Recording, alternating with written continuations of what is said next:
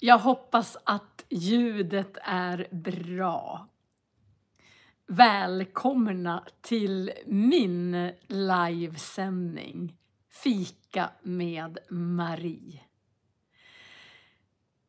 Idag, hej hej! Glad påsk allihopa! Det är påsk idag. Ni ser bakom mig. Det är inte en påhittad bakgrund. Den är på riktig. God morgon från... Hej! Här är utsikten från ett fönster i Duveds skola. Idag sitter jag på Duveds skola och det är lite dimmigt väder. Man kan se här borta, brukar man se fjäll och Åreskutan. Men inte idag. Vi har väldigt konstigt väder här uppe. Hej, välkomna! Idag är det söndagen den 31 mars. Det är påskdagen idag. Ja, visst är det det. Ja. I fredags var det skärtorsdagen. I lördags var det påskafton. Och idag är det påskdagen. Och imorgon är det annandag påsk. På skärtorsdagen så var det full storm här. Vi har... Man kan gå in på en app som heter SMHI. Och där kan man kolla vädret. Och i fredags så var det gul varning. Nej, det är inte Saharas smuts i himmelen. Vi är för långt norrut.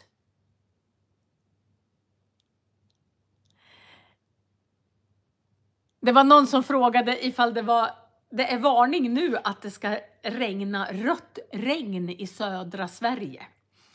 Då ska det komma regn damm ifrån öknen, Saharas öknen. Men inte här. Här har vi bara dimma. Det är dimmigt idag. Och vi har haft skärtorsdagen. På långfredagen var det storm. Igår hade vi klarblå himmel och sol och vindstilla. Och idag så är det dimmigt. Och det regnar lite. Jag sitter inte på ett café idag, men ni får fika med mig ändå. Jag tycker att söndagsfika är ett bra sätt att lära sig språk. Man lär sig när man sitter och pratar. Helt vardagligt prat.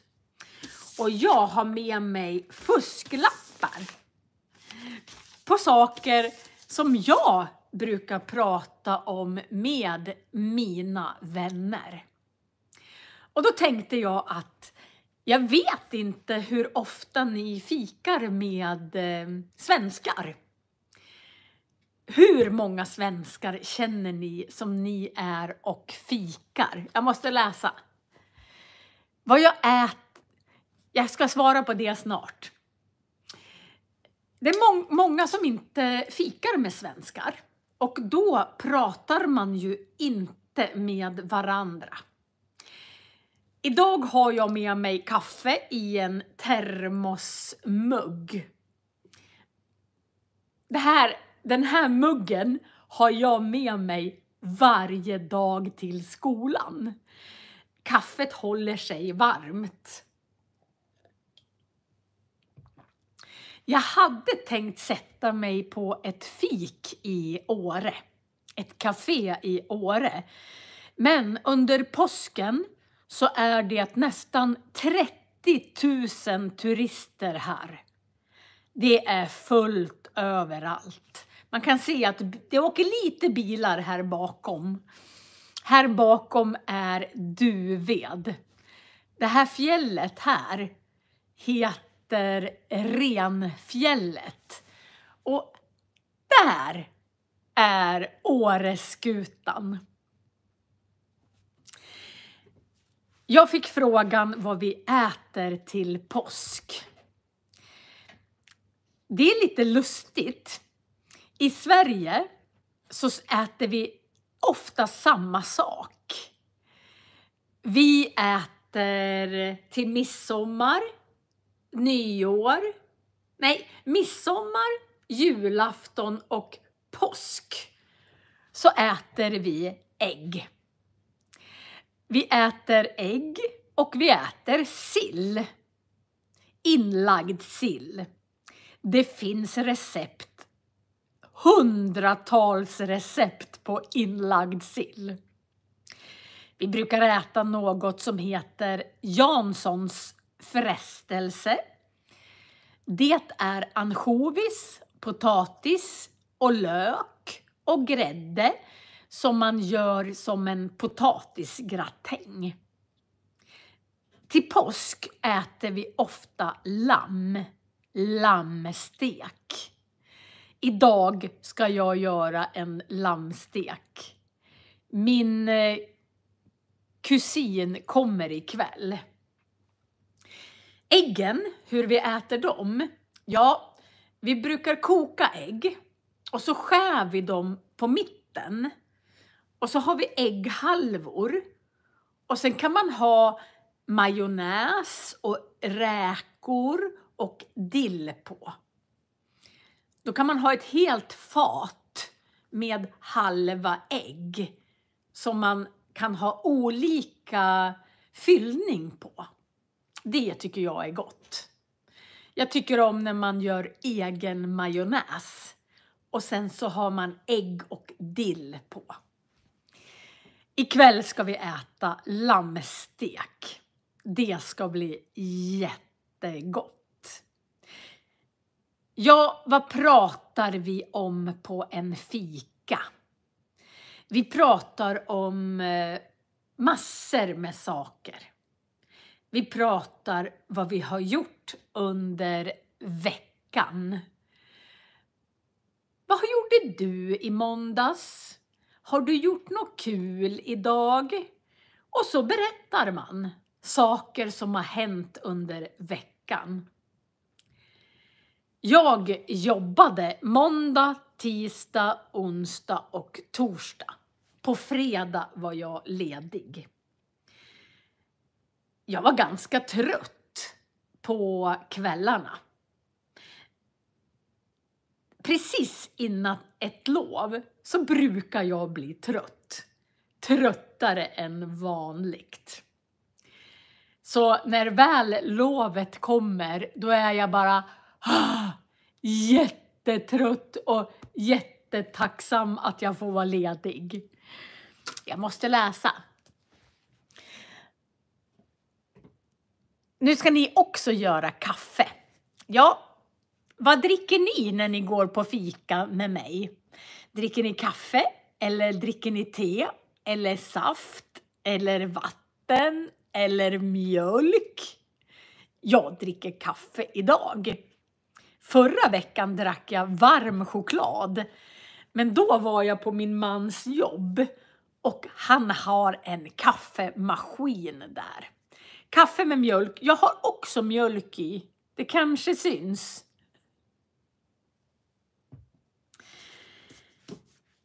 Ja, vad står det på mina lappar? Idag så är det sommartid. Har ni också sommartid med er? Eller har ni också sommartid hemma hos er? Sommartid har man i stora delar av Europa. Och det är första gången det var sommartid kommer jag faktiskt ihåg. Det är ett sånt där minne som jag har. 1980 så var det sommartid första gången. Och det är alltid sommartid sista söndagen i mars. Och idag är det sista söndagen i mars. I Bulgarien har ni sommartid. Jag vet att man har sommartid genom Europa. Jag vet inte hur det är i Asien. Och jag vet inte om man har sommartid i Amerika eller i Sydamerika. Och Stefan tycker att det är en dum idé. Och många är väldigt emot sommartid. De tycker inte om sommartid. Jag kommer ihåg 1980 när det blev vintertid igen. Därför att det var den sista söndagen i oktober. Och just 1980, vad kan jag vara då? Då var jag 16 år. Och ja, flera har vaknat för sent. Ja, man måste komma ihåg att ställa om klockan på sommartid. Det blir 1 timme kortare. Men just när det blev vintertid igen så hade jag glömt ställa om klockan. Och jag och en kompis gick ut och plockade svamp klockan 1 söndag, sista söndagen i oktober. Och det var otroligt mycket svamp 1980. Och vi gick ut och plockade svamp. Vi hittade inga gula kantareller. Men det finns någonting som heter trattkantareller. De smakar lite likt kantareller. Men inte riktigt. De är lite bruna kan man säga. Och vi var ute 1 timme och plockade svamp. Och vi gick ut klockan 12. Och sen kom vi hem klockan 1 med 4 påsar med svamp. Och då sa min mamma, oj, vi måste ställa om till vintertid. Och så ställde vi om klockan så att den blev 12 igen. Så vi brukade skämta och säga att vi plockade 4 påsar med svamp på ingen tid alls. Men nu blir det sommartid. Det blir ljusare på kvällarna. Men jag bor jättelångt norrut. Så vi har ljust i alla fall. Nu är det jätteljust. Och i juni, då blir det aldrig mörkt. Det blir aldrig natt.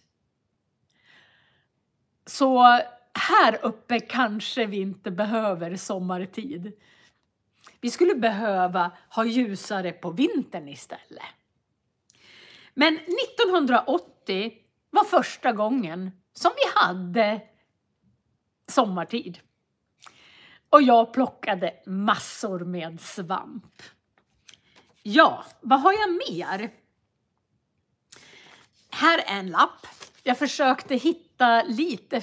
Alltså, påsk inträffar olika tider varje år. Och det är ju lite konstigt. Nyårsafton är ju alltid sista december. Men påsk är olika. Vet ni varför? Ja, jag har en fusklapp. Påskdagen är alltid första söndagen efter första fullmånen efter vårdagsjämningen. Den är konstig. Kyrkokalendern, ja. Då ska vi se. Vårdagjämningen är alltid den 21 mars. Så första fullmånen efter vårdagjämningen och söndagen som kommer efter. Så man kan alltså ha påsk från den 21 mars till den 25 april. Det är ganska långt hopp. Det är ju mer än en månad. Och just i år så var det vårdagjämning den 21 mars. Och sen blev det fullmåne. Och det här är första söndagen efter fullmånen. Och i år är påsken väldigt tidig.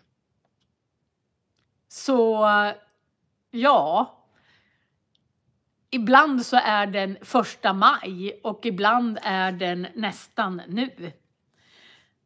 Så därför så är påsken på olika tider varje år. Det var den lappen. Sen har jag... Just ja. Hej hej! Jag skulle säga att jag har undertexter snart. Om en timme så kommer det finnas undertexter på 135 språk. Men det går inte att lägga undertexter direkt på en live. Men det kommer undertexter. Och på alla mina live som jag har gjort, det här är min 6:e live, så finns det undertexter på 135 språk. Så ni kan gå in på den spellistan och titta på mina andra live om ni vill.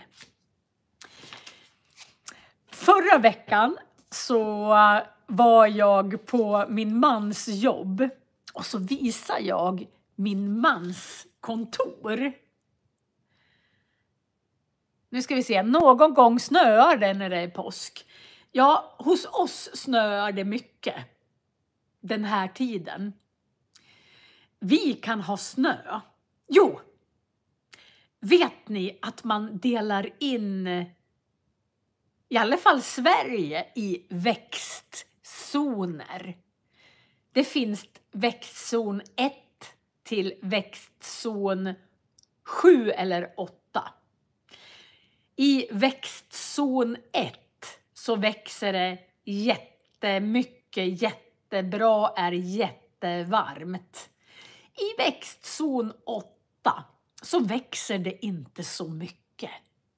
I Sverige har vi inte växtzon 1 kanske på jättemånga ställen. I Köping, där vi har min sommarstuga, tror jag att det är växtzon 2 eller kanske 3. Vad tror ni att det är för växtzon här? I fjällen. Man kan se, det är som en rand. Nu ska vi se, där ser ni att det är som en rand. Det är Malmö kanske växtzon 1, det kan det nog vara.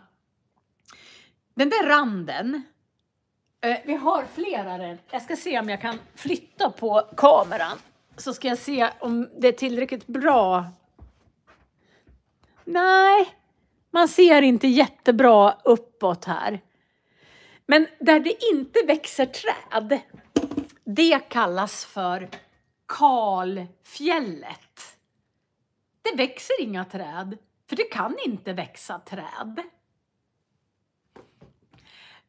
Så det är kalfjället.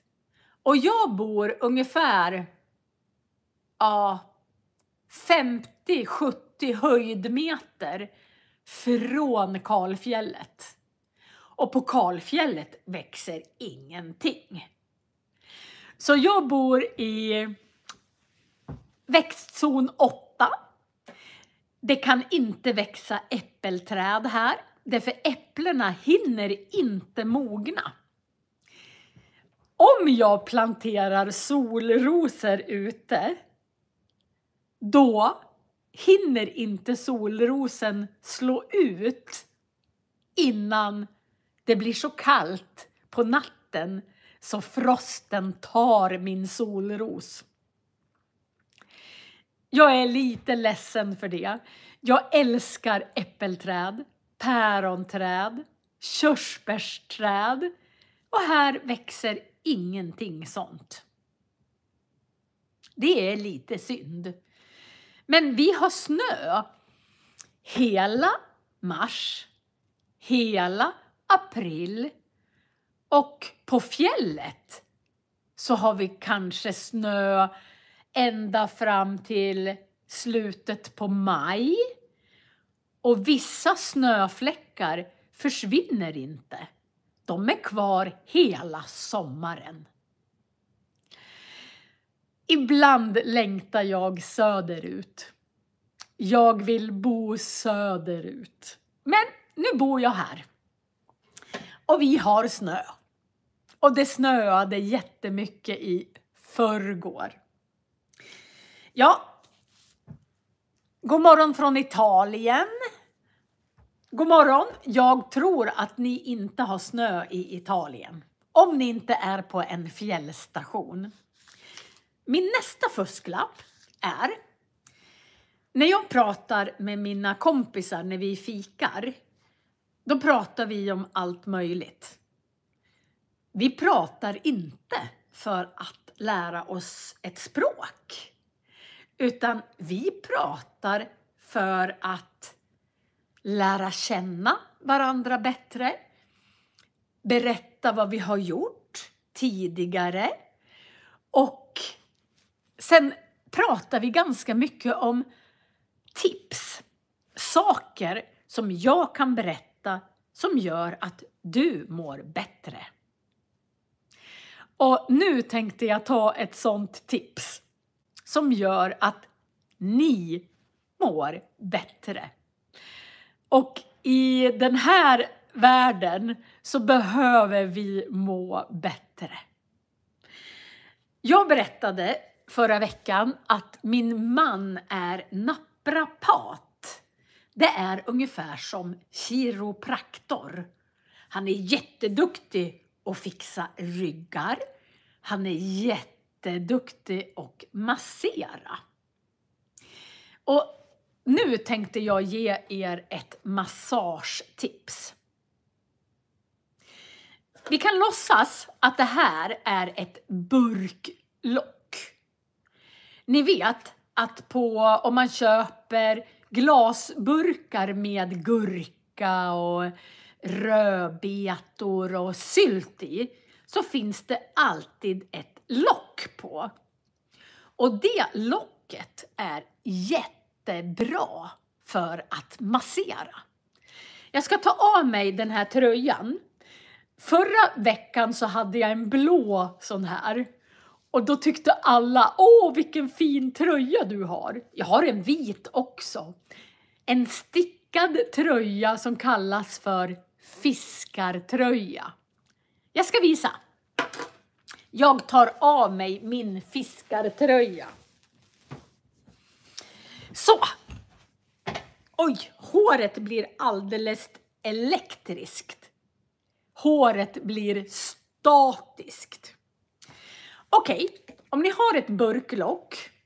Det här är inte ett burklock, jag vet. Men det funkar som det. Det har en sån här kant. Om man har ont, vi säger att ni har ont i huvudet. Så har man oftast ont i de här musklerna. Kan man ta ett burklock och så gör man bara så här. Man drar neråt. Runt hela nacken.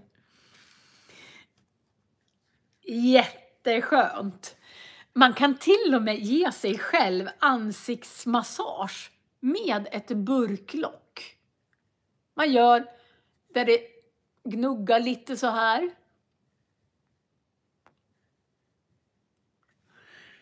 Och om man har ont i en muskel så drar man bara försiktigt så här. Man kan göra på axeln. Här brukar man ha ont. Ett burklock. Jag brukar när jag sitter och tittar på någon film på tv. När ni tittar på mig så kan ni hämta ett burklock och sitta och massera samtidigt. Jag har väldigt ont i mitt knä. Nu ska vi se om jag får upp knät. Så jag brukar göra så här runt knät. För då mjukar man upp musklerna. Jag är på många möten och jag har nästan alltid med mig. Ja, det blir en timmes massage med mig. Massage av fascia. Ja, muskler och fascia masserar man. När jag sitter på tråkiga möten, det gör man ofta. Jag är lärare och det är många konferenser och alla pratar och pratar. Då har jag ett burklock i min ryggsäck. Och så tar jag fram det. Och så sitter jag så här medan jag lyssnar. Och då har jag skrivit upp här på min nästa fusklapp här. Jag ger mig själv massage på tråkig tid. Eller kanske tid när jag tittar på en serie eller tittar på tv eller gör någonting. Men varför är det så bra att massera sig? Jo, man har hormoner i kroppen. Och det finns 1, 2, 3, 4 hormoner som är superbra för kroppen. När man masserar sig så frigör man dem. Det första är endorfin. Masserar man sig så får man endorfin. Ett väldigt bra hormon är oxytocin. Oxytocin minskar stress och ångest. Väldigt många människor idag är stressade och har ångest. Man blir glad, säger... Jag ser inte så mycket. Man aktiverar hormoner på kroppen med att massera sig med ett burklock. Det är ni. Oxytocin är jättebra. Sen har vi något som heter serotonin. Det förbättrar humöret. Man blir glad och det minskar stress.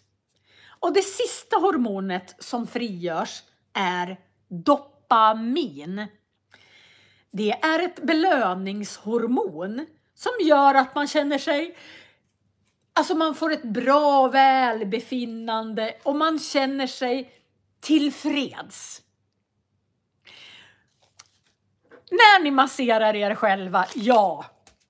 Man masserar sig själv med ett burklock. Lite överallt så här där man har ont. Många har ont här. Då kan man göra så här. Man gnuggar och så. Och serotonin är mot depressioner.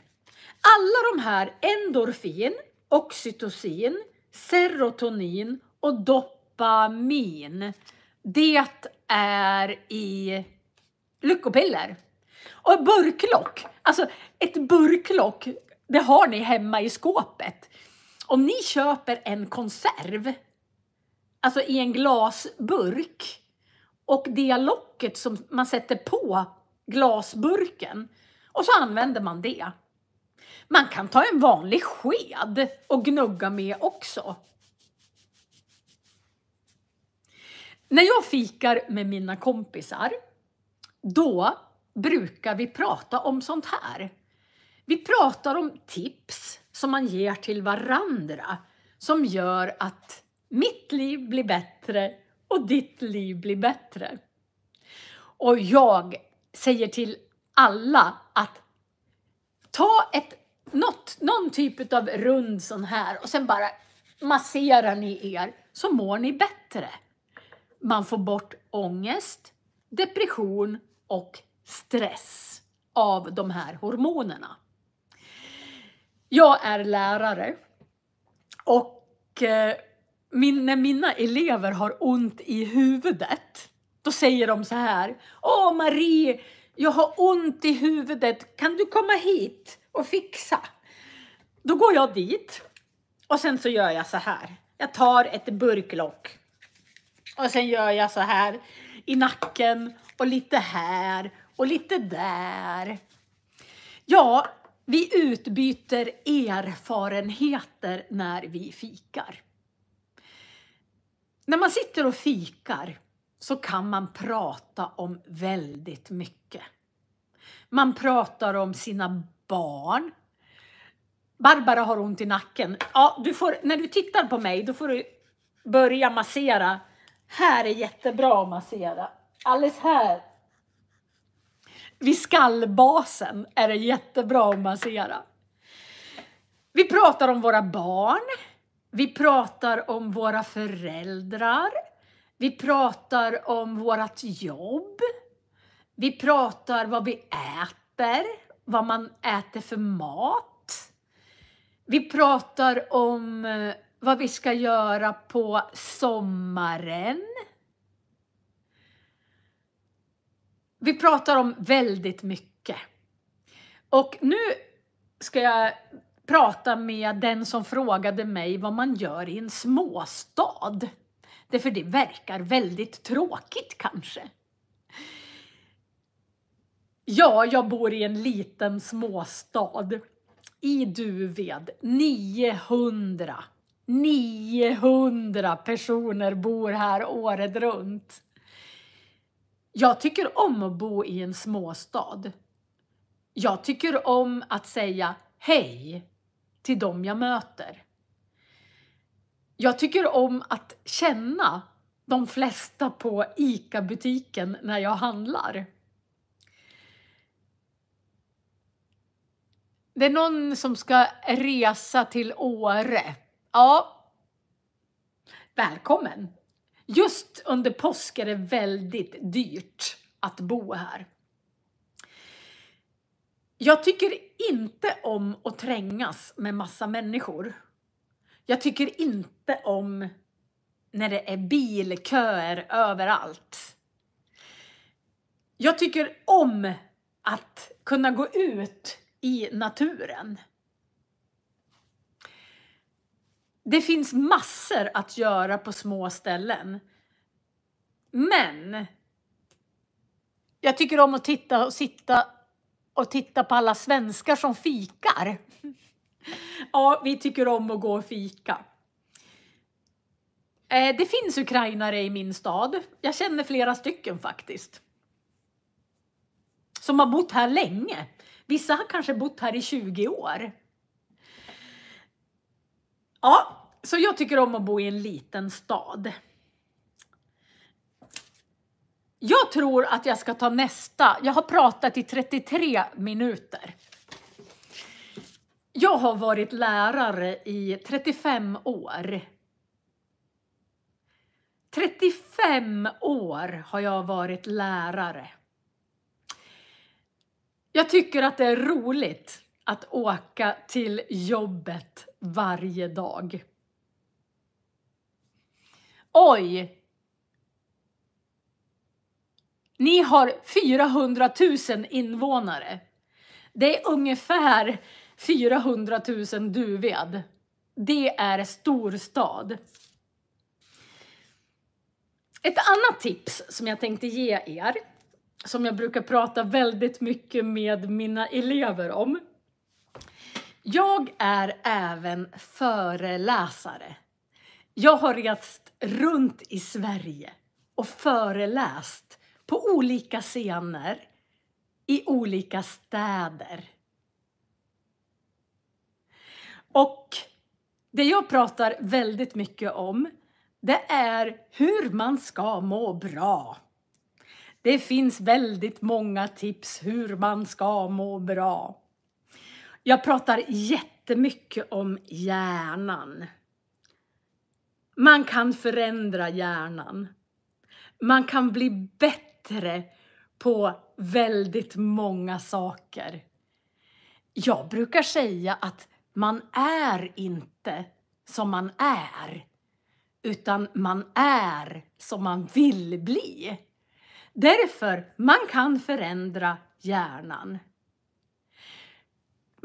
Många utav er, här. Det här är min vänstra sida. Och precis här på vänster sida så sitter språkcentrat. Det är här man lär sig språk. Min mamma fick en hjärntumör 1998. Då fick hon en väldigt konstig hjärntumör. Den var flytande. Alltså tumörer brukar vara hårda, så här, hård klump.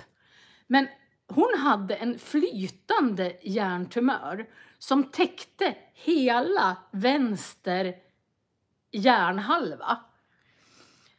Och den största delen låg precis i språkcentrat här. Så de gjorde en sån här hästskoöppning. Boop, öppnade huvudet på henne. Och använde någon typ av dammsugare. Fast det var inte dammsugare utan en hjärndammsugare. Och så sög de upp hela hjärntumören. Jättekonstigt. Men eftersom den satt precis vid örat här i språkcentrat så blev det liksom lite rörelse här. Och i hjärnan så finns det hjärnvägar, alltså med HJ, elektriska vägar. Och det är det som gör att man tänker. Så när min mamma, när de gjorde så här så bröts de här elektriska vägarna. Då kunde hon inte prata. Så hjärnan behövde göra nya vägar för att prata. Och det tog ungefär 3 månader för alla de här elektriska vägarna att byggas igen. Och det är så hjärnan fungerar. Om ni börjar att studera massor med svenska, då får ni jättemånga järnvägar här. Så här, det byggs hela tiden nya och nya och nya.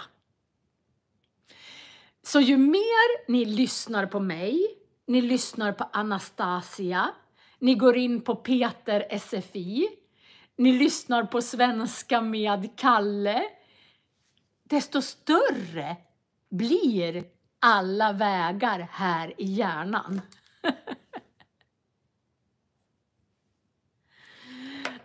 Så att ni tittar på mig gör att ni lär er massor. Lär er 5 ord om dagen, 10 nya ord om dagen, varje dag, med glädje.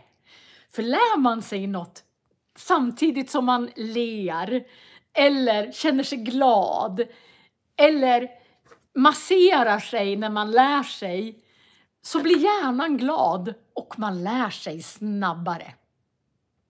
Så om man till och med skulle skratta, om man har ett jättesvårt ord, och så, vad ska vi ta? Ja, men vi tar hormoner, hjärnvägar, och så ser man så här glad ut samtidigt som man lär sig dem, så kommer man ihåg dem bättre. Jag har gjort 2 ljudböcker nu. De ligger, om ni tittar i beskrivningen sen till den här filmen, så kommer ni hitta en spellista till ljudböcker. Så om ni tittar på ljudboken och så kommer det 300 ord i glosor. Och så tänker ni så här: oj, vad många ord. Och så känner man sig så här lite ledsen. Då är det svårare att lära sig orden än om ni tänker så här: wow, vad många ord, vad glad jag blir. Jag kan lära mig alla de här orden. Och så ser ni ut så här. då lär ni er snabbare. Ännu ett tips. Dessutom blir man gladare. Jag får jättemånga kommentarer på alla mina filmer att ni tycker om att titta på mig för att jag är glad. Det är så världen fungerar. Om ni är glada och ler, då blir de glada mitt emot er. Så man kan göra väldigt mycket bara genom att le. Man lär sig snabbare och man gör andra glada. Det här pratar jag ofta med mina elever och när jag föreläser. Ja, det var den fusklappen. Vad vill ni att jag ska prata om? Ni kan ge tips till mig, så pratar jag om det nästa söndag när vi fikar igen.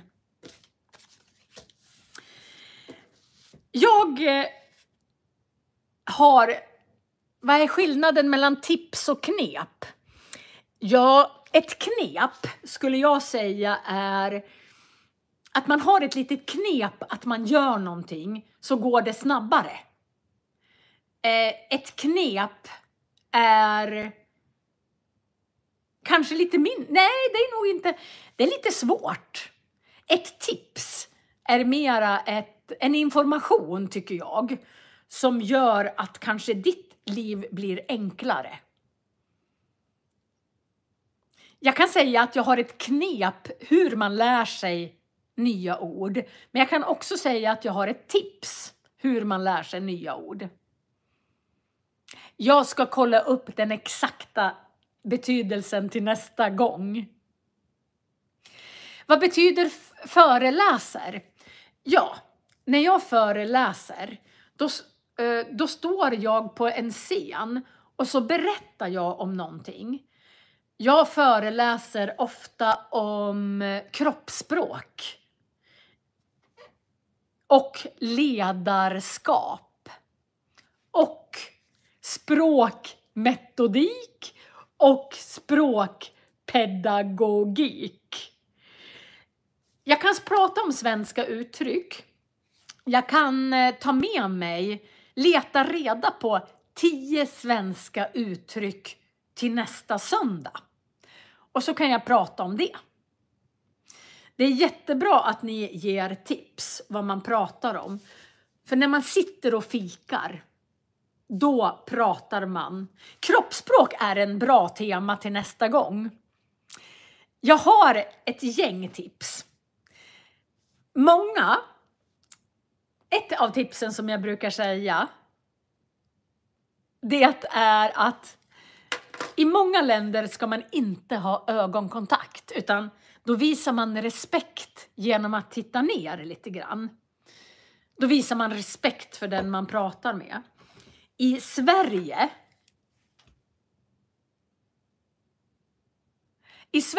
så har man ögonkontakt. Vi börjar nästa gång klockan 12. Jag ska ha söndagsfika med Marie klockan 12. Oj, ni är intresserade av semester, skollov, semesterdagar, skolböcker online. Ja, det kan jag nog fixa. Jag ska leta i den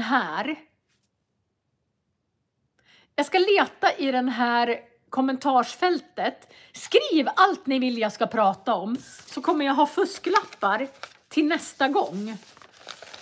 Ha många fusklappar vad jag ska prata om. Men i Sverige, en av de viktiga sakerna är ögonkontakt. Man ska titta i ögonen när man pratar. Och sen kan man se lite glad ut. För tittar jag ögonkontakt och ser sur ut, då kanske folk blir rädda för mig. Bra att sträcka på kroppen, ha ögonkontakt och se glad ut. Eller tänka glada tankar, för då syns det i ansiktet. Jag tycker också att rösten är väldigt viktig. Att man artikulerar. Man pratar tydligt så att folk hör vad man säger. Ja, men vad bra att ni tycker att mina videor är bra. Jag är väldigt tacksam för det. Som ni ser så snöar det. Jag är glad att jag inte går en språkpromenad, utan att jag sitter här och dricker kaffe istället.